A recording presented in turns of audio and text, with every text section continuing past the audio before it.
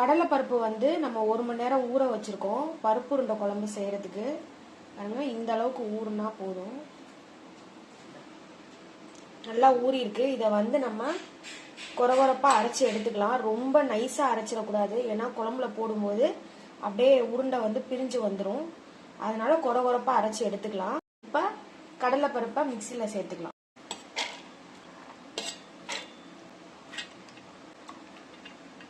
கடலை பருப்பு கூடவே நம்ம அரைக்கும் போது கொஞ்சமா சோம்பு சேர்த்துக்கலாம். அது கூடவே ஜீரகம் சேர்த்துக்கலாம். கார மிளகா, காரத்துக்கு தகுந்த மாதிரி கார மிளகா சேர்த்துக்கோங்க. நம்ம வந்து ஒரு 3 கார மிளகா சேர்த்துருக்கோம். ஏன்னா வந்து குழம்புலையும் நம்ம மசாலாலாம் எல்லாம் சேர்ப்போம் இல்லையா, அதனால 3 கார மிளகா. இது கூடவே கொஞ்சமா உப்பு சேர்த்துக்கலாம். 3-4 பூண்டு சேர்த்துக்கலாம். சின்ன சின்னதா இருக்கு. அப்படியே நான் கழுவிட்டு நல்லா தொலியோட சேர்த்திருக்கேன். இப்ப இதை கொரகொரப்பா அரைச்சி எடுத்துக்கலாம். பாருங்க, இந்த அளவுக்கு கொரகொரன்னு அரைச்சி எடுத்துக்கணும். நம்ம குழம்பு செய்யறதுக்கு ஸ்டார்ட் பண்ணிக்கலாம். இது ஒரு ஓரமா இருக்கட்டும். நம்ம வந்து கடலைப்பருப்பு எல்லாம் அரைச்சி எடுத்தோம் இல்லையா, அதுல வந்து பொடியா கட் பண்ணி வச்சிருக்கிற வெங்காயம் சேர்த்துக்கலாம். ஒரே ஒரு பச்சை மிளகா பொடியா கட் பண்ணி வச்சிருக்கோம், அதையும் இதுல சேர்த்துக்கலாம். கொஞ்சம் தூள் சேர்த்துக்கலாம். இது கூடவே கொஞ்சமா பெருங்காயத்தூள் சேர்த்துக்கலாம். இது எல்லாம் சேர்த்து நம்ம மிக்ஸ் பண்ணிக்கலாம்.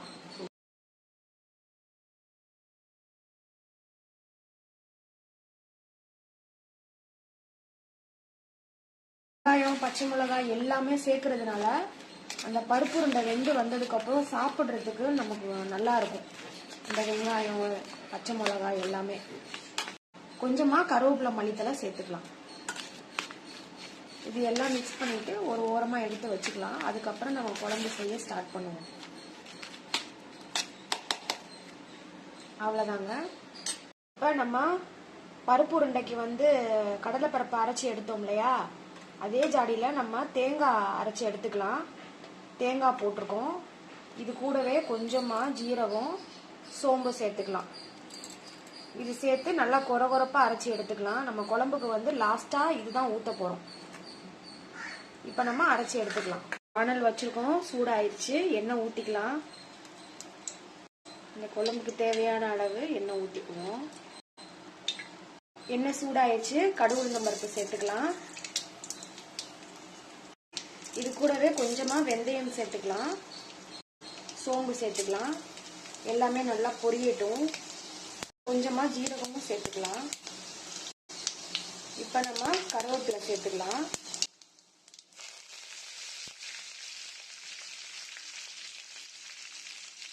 இப்ப நம்ம பொடியா கட் பண்ணி வச்சிருக்கிற வெங்காயம் சேர்த்துக்கலாம்.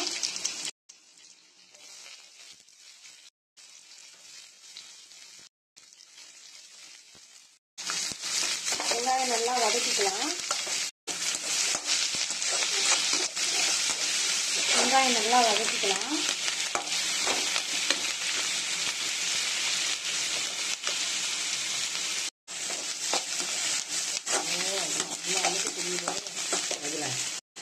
வெங்காயம் நல்லா வதங்கிருச்சு. நம்ம 50% வதங்கினா போதும். இப்ப நம்ம மஞ்சள் தூள் சேர்த்துக்கலாம். 2 பச்சை மிளகா முழுசாவே சேர்க்கிறோம். பச்சை மிளகா கொஞ்சம் பழுத்திருச்சு, பரவாயில்லன்னு நாங்க சேர்த்துட்டோம். கொஞ்சமா குழம்பு மிளகாத்தூள் சேர்த்துக்கலாம். மிளகாத்தூள் சேர்த்துக்கலாம். கூடவே நம்ம மல்லித்தூள் சேர்த்துக்கலாம். இந்த எண்ணெயவே நல்லா வதக்கிக்கலாம்.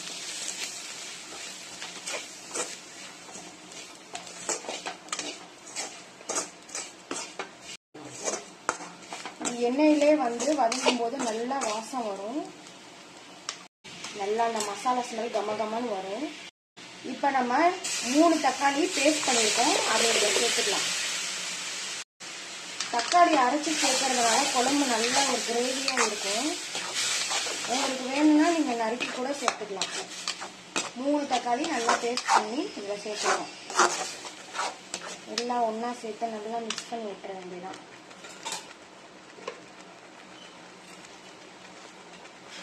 புளி தண்ணி சேர்த்துக்கலாம். லெமன் சைஸ் அளவுக்கு புளி எடுத்து கரைச்சி அந்த தண்ணி இதுல சேர்க்கிறோம். நல்லா கிளறிட்டு கொதிக்க விடணும். இப்ப நம்ம குழம்பு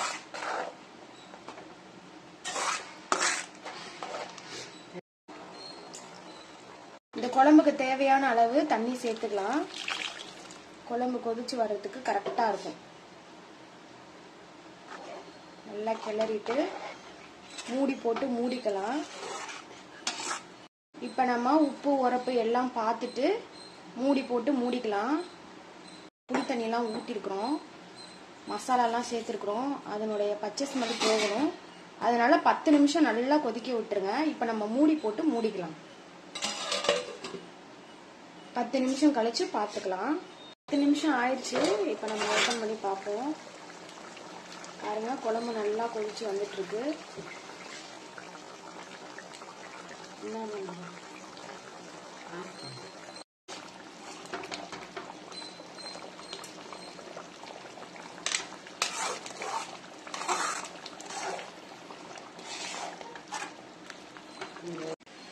பாருங்க, பருப்பு உருண்டைக்கு இந்த மாதிரி இந்த அளவுக்கு உருட்டி எடுத்துக்கலாம். ஒட்டக்கூடாது இந்த மாதிரி. அப்பதான் நம்ம குழம்புல போடும்போது பிரிஞ்சு வராம இருக்கும். ரொம்ப தண்ணியா அரைச்சிட்டோம்னா வேக வேக உருண்டையெல்லாம் உடைஞ்சிரும். அதனால பார்த்துக்கோங்க.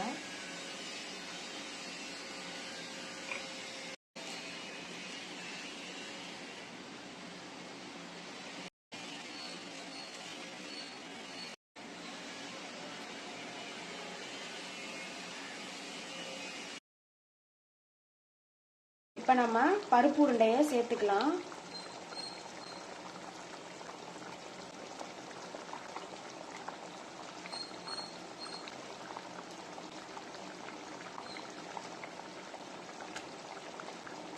ஒரு நிமிஷம்.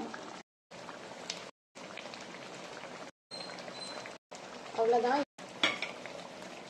இது உடைஞ்சிராம இருக்கணும். சும்மா லைட்டாக கிண்டி விட்டா போதும். ரொம்ப நம்ம கிண்டினோன்னா பருப்பு உடைஞ்சிரும். அப்படியே கிண்டிட்டு நம்ம மூடி போட்டு மூடி வேக வச்சுக்கலாம்.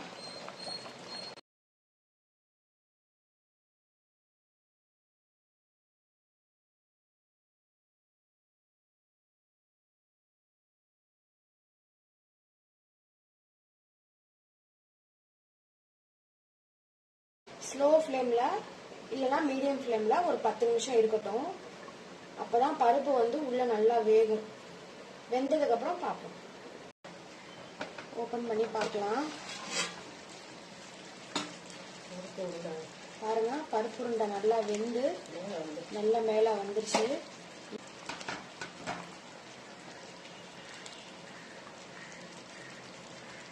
சூப்பராக வந்துருக்கு பாருங்க. உருண்டை உடையாம இந்த அளவுக்கு இருக்கணும்.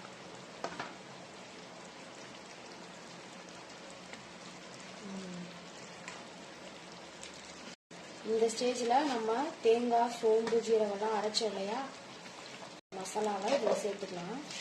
இப்போ நம்ம அரைச்ச தேங்காய் பேஸ்ட்டு இதில் சேர்த்துக்கலாம். நம்ம பருப்பு உருண்டை சேர்த்துருக்கிறனால குழம்பு கெட்டித்தனம் ஆகிட்டே இருக்கும். தேவையான தண்ணியெல்லாம் ஊற்றிட்டு ஒரு கொதி வந்துச்சுன்னா போதும். ஏன்னா தேங்காய் ஊற்றிட்டு ரொம்ப கொதிக்கக்கூடாது. ரொம்ப கொதிச்சிச்சுனாக்கா தேங்காயோடைய எண்ணெயெல்லாம் பிரிஞ்சு வந்துடும். அதனால் லைட்டாக அப்படியே கலக்கி விட்டா போதும். இந்த ஸ்டேஜில் நம்ம உப்பு காரம்லாம் செக் பண்ணால் பண்ணிக்கலாம். பாருங்கள், உருண்டை உடையில பாருங்கள். இப்போ ஸ்லோ ஃப்ளேமில் 5 நிமிஷம், அதாவது இந்த தேங்காய் பச்சை வாசனை நமக்கு போகணும். அதுக்கு மட்டும் நம்ம மூடி போட்டு விட்டோம்னா கரெக்டாக இருக்கும். கொஞ்சமாக வெல்லம் சேர்த்துக்கலாம். நல்ல ஒரு டேஸ்ட்டு கொடுக்கும். இப்போ நம்ம கருவேப்பிலை, மல்லித்தலை சேர்த்து மூடி போட்டு மூடிக்கலாம். கொஞ்சம் லைட்டாக தேங்காய் கொதி வந்துச்சுன்னா போதும். நமக்கு தேங்காய் பச்சை வாசம் போயிடுச்சுன்னா நம்ம அமர்த்திடலாம். வாசத்துக்கு கருவேப்பிலை, கொத்தமல்லி போட்டுக்கலாம். குழம்பு கொதிக்கும் போது கருவேப்பிலை, மல்லித்தலை போடும்போது நல்லா மணமாக இருக்கும். அவ்வளோதாங்க, மூடி போட்டு மூடிடலாம்.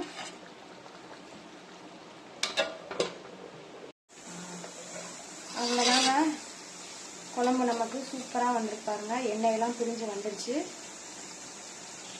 ஆவி பறக்க பறக்க, அதுவும் இப்போ இருக்கிற கிளைமேட்டுக்கு நல்லா பருப்பு உருண்டை குழம்பு சூப்பராக ரெடி ஆயிடுச்சு.